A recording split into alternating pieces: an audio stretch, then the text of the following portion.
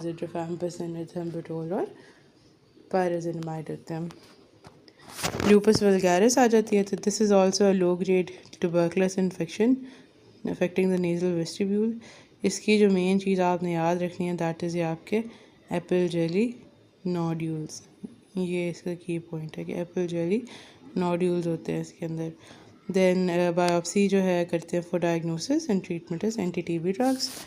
Leprosy आ जाती है फिर हमारे पास। तो लेप्रेसी जो है माइकोबैक्टीरियम लेप्री करा रहा है, सिस्टमिक डिजीज़ के साथ ही नोज़ को भी अफेक्ट कर रहा होता है। इस पर नेज़ल डिस्चार्ज होएगा, रेड एंड स्वोलन म्यूकोसा होएगा। नोज़ की देखें अपीयरेंस भी ना ऐसी होती है, इसको लेप्रा नोज़ कहते हैं। ठीक है, डायग्नोसिस वही आप बायोप्सी करेंगे तो आपको एसिड फास्ट बेसिलाई नज़र आएंगे इन फोमी हिस्टोसाइट्स, इनको लेप्रा सेल्स कहते हैं।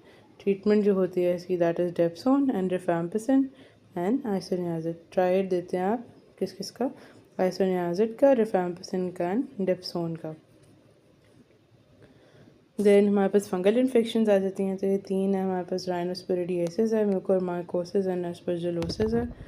जो तो आपका राइनोस्पिरिडियोसिस इज कॉज बाय राइनोस्पोरिडियम सीब्राई, अफेक्ट कर रही होती है आपके नोज़ को एंड नेज़ोफेरिंक्स को, लेकिन it may involve the lip, palate, conjunctiva, epiglottis, larynx, trachea, bronchi, skin, vulva and vagina. मतलब ये मल्टी सिस्टम डिजीज़ है, आपके बॉडी को रेस्पिरेटरी को भी कर रही है इन्वॉल्व, आपके एपिग्लॉटिस को भी कर रही है, आइज़ को भी कर रही है और आपके वल्वा वजाइना को भी कर सकती है। अब ये होता किधर से है, आपके जो पॉन्ड्स होते हैं, वाटर पॉन्ड्स होते हैं दैट आर फ्रिक्वेंटेड बाय एनिमल्स, उधर से कंटेमिनेटेड पानी पी लें तो हो सकता है। लीफी पॉलीपोडियल सा मास होएगा जो पिंक या पर्पल कलर का होएगा। It is highly vascular and easy to bleed, studded with white spots representing the sporangia.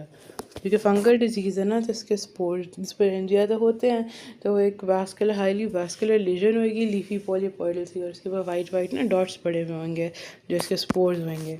Blood tinge nasal discharge होता है, डायग्नोसिस इसका बायोप्सी पे ही होता है। Treatment is complete excision with diathermy knife and cauterization of the base.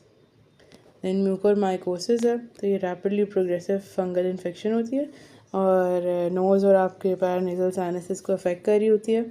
ये बहुत lethal होती है, बहुत जल्दी जल्दी ना ये स्प्रेड करके तो आपकी सारा नेक्रोसिस एंड बोनी डिस्ट्रक्शन वगैरह कॉज कर सकती है। ज़्यादा ये शो होती है in diabetics, uncontrol diabetics in immuno compromise people, spread कर सकती है तो the brain and meninges as well. Typical findings क्या होती है कि ब्लैक नेक्रोटिक सा मास होगा, वो पड़ा होगा आपकी नेज़ल कैविटी में या फिर यहाँ पे भी वो इरोड कर रही है। Special stains are used to identify it. Treatment is amphotericin B and surgical deprived of the affected tissue. फिर हमारे पास एस्परजिलोसिस है, तो इसके ऑर्गेनिज्म जो तीन है, एस्परजिलस नाइगर है, फ्यूमिगेटस एंड फ्लेमिस है। ब्लैक या ग्रेइश मेम्ब्रेन होती है नेज़ल म्यूकोसा के ऊपर। मैक्सिलरी साइनस जो है उसके अंदर वो चीज़ फंगल बॉल जो है वो होता है चीज़ी वाइट या ब्लैकिश मटेरियल का। और ट्रीटमेंट ये है कि आप सर्जिकल डिब्राइवमेंट करें और साथ में एम्फोटेरेसिन बी दे दें। फिर सिस्टमिक डिजीज़ हमारे पास तो दो हैं, एक आपकी वेगनर्स है और एक आपकी सार्कोइडोसिस है। और जो वेगनर्स है ये आपकी सिस्टमिक डिजीज़ होती है। वास्कुलाइटिस है या आपका उसमें सी आंख का पॉजिटिव होता है, या आप इस तरह से ना बना लेंगे अगर बंदा है ना आपके पास, इसमें भी आप ना सी बना लें। वेगनर्स ना सी से याद रखें कि एक तो सी आंख का पॉजिटिव होती है, दूसरा सी ना ऐसे बना लें। ठीक है, तो ये आपके अपर एयरवेज को, यहाँ पे लंग्स को एंड किडनीज को अफेक्ट कर रही होती है और स्किन को भी। क्लियर या ब्लड टिंट नेज़ल डिस्चार्ज होएगा। नेज़ल फाइंडिंग्स क्या हैं, क्रस्टिंग है, ग्रैनुलोमेटस सेप्टल परफोरेशन है, इनसाइडल नोज़ हो सकती है, ये आपकी नोज़ का हो गया ना। फिर आपका लंग्स को कर रहा होगा तो आपकी काफिर हेमोप्टिसिस कराएगी। एक्सरे कराएंगे तो सिंगल या मल्टीपल कैविटी लीजन नज़र आ जाएंगी हमें। किडनी को अफेक्ट करेगा तो हेमाचूरिया या प्रोटीन यूरिया होएगा।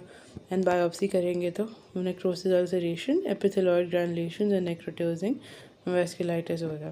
ट्रीटमेंट इसकी सिस्टमिक स्टीरॉइड्स हैं, साइटोटॉक्सिक ड्रग्स हैं, साइक्लोफॉस्फेमाइड एंड एज़ाथायोप्रिन। तो सी से याद रखना है, सी एंग का साइक्लोफॉस्फेमाइड एंड सी बंदे पे बना के तो आपका नोज़, लंग्स, किडनीज। ठीक है, फिर सार्कोइडोसिस है, तो सार्कोइडोसिस भी हमें पता है कि नॉन क्रिएटिंग आपकी ग्रैनुलोमेटस डिजीज़ होती है। ट्यूबी के साथ हम इसका डिफरेंस पढ़ते होते हैं ना पल्मों के अंदर।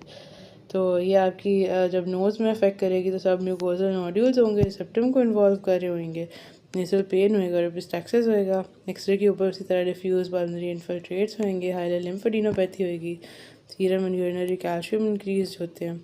ट्रीटमेंट इसकी स्टीरॉइड्स ही होते हैं हमारे पास, और नोज़ के लिए इंट्रानेजल स्टीरॉइड स्प्रे दे सकते हैं। So that's all for this slide. Thank you.